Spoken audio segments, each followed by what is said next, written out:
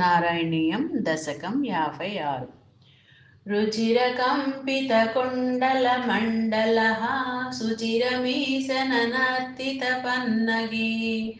अमरताडितदुन्दुभिसुन्दरं वियति गायति दैवतयौवते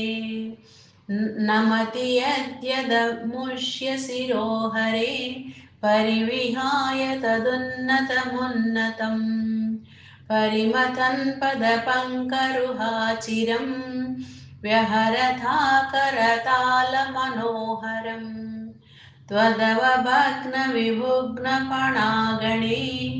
गलितशोणितशोणितपातसी फणिपताववसीदति सन्नता स्तदबलास्तव माधवपादयोः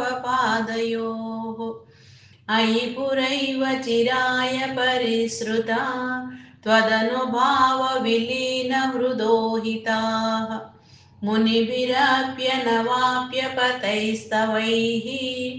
नुनुहुरीश भवन्तमयन्त्रितम् फणिवधूगणभक्तिविलोकना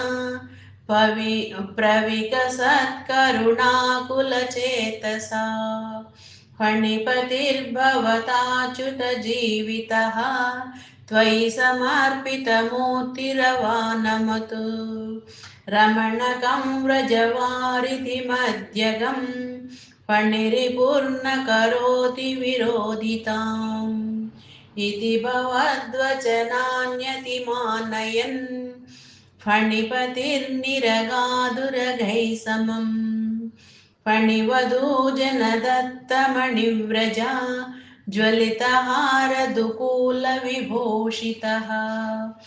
तटगतैः प्रमदाश्रुविमिश्रितैः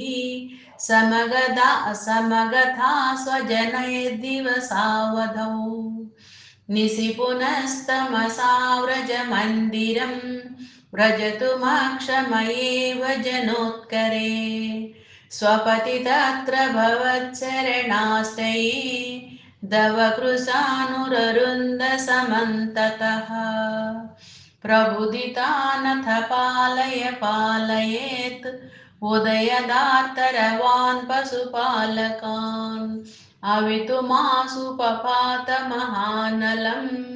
किमिह चित्रमयं खलु ते मुखम् शिखिनिवर्णतयेव हि पीतता परिलसत्यधुना क्रिययाप्यसौ इति नुतः पशुपैर्मुदितैर्विभो हरिहरे दुरितैः सह मे गदान् नारायण अखिलगुरो भगवन्नमस्ते सर्वं श्रीकृष्णार्पणमस्तु।